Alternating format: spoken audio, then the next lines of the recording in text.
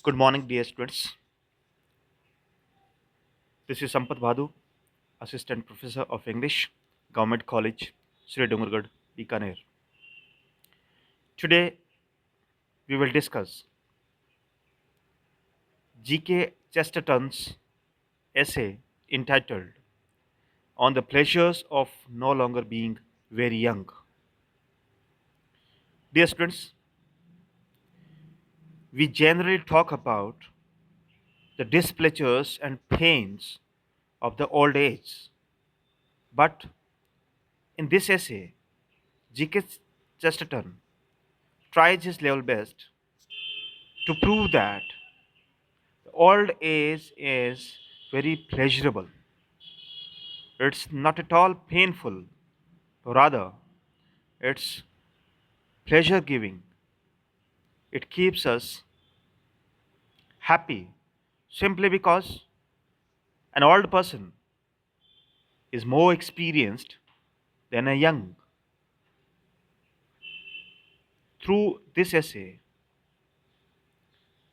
Chesterton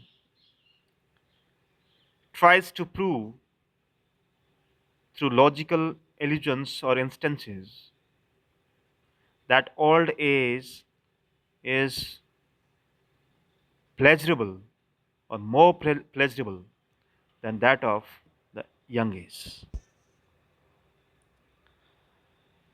Let's critically analyze the essay. G.K. Chesterton's essay on the pleasures of no longer being very young analyzes the advantages of old age. With the help of humor, paradox, and frequent allusions, getting old is a universal experience. This experience can tell us the relevance of traditions in the ever changing modern world. This essay was written after the Great Economic Depression in 1930s, when the new industrial economies have completely collapsed and modern man had learned a lesson of being too proud of his knowledge. People look at the advantages of old age in a sentimental way. All old men are supposed to be happy and kind, like Santa Claus, and wise, like the classical Greek figure Nestor. So, young men do not believe that old age is actually enjoyable, but old age is the time to be openly adventurous and romantic.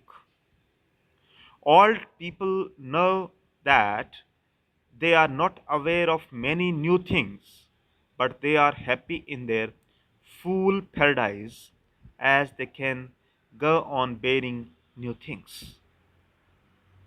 The real advantages of old age appear to be comic contradiction. People feel that many things seem to be growing younger as one becomes old. Young men think that traditions and customs are outdated and useless. But old people, with all their experience, realize that traditions are not outdated, they are practically useful, so they have continued to survive through centuries. The writer presents wordplay. Traditions are true and therefore alive. Indeed, a tradition is not even traditional except when it is alive. Traditions are true and therefore alive. Traditions are true. They are not false. That's why they survive. They are alive. They are not extant. Indeed, a tradition is not even traditional except when it is alive. And tradition does not become outdated until or unless it is alive. When tradition is alive, it is not outdated. When it is outdated, it becomes traditional. So, tradition, as T.S. Eliot also says, that tradition never dies. Tradition always, they are alive. They guide us. They guide us. The past guide us for the future. So proverbs are repeatedly used only because they are practical. This is best understood in the old age. Old age is the second childhood because in the old age one can understand the real meaning of everything in life. Old people become wise, more experienced. That's why they realize the reality of life. Proverbs and the human history offer us practical wisdom, but people fail to understand that wisdom. The economic depression represents the failure of modern industrial world. It could have been avoided if people remembered the old lessons given by many proverbs. It is always said that the luck tried money are always temporary. This has been proved by the downfall of emperors like Napoleon, Alexander, and the great Roman, but modern man does not learn anything from these examples. For the writer, witnessing the economic depression is to see the dead proverbs come alive. It is not the fault of young people that they must understand the importance of all things. For the old people, for the young people, all things are on a different level of understanding. Since all people have the experience of life, they can better understand the real meaning of everything.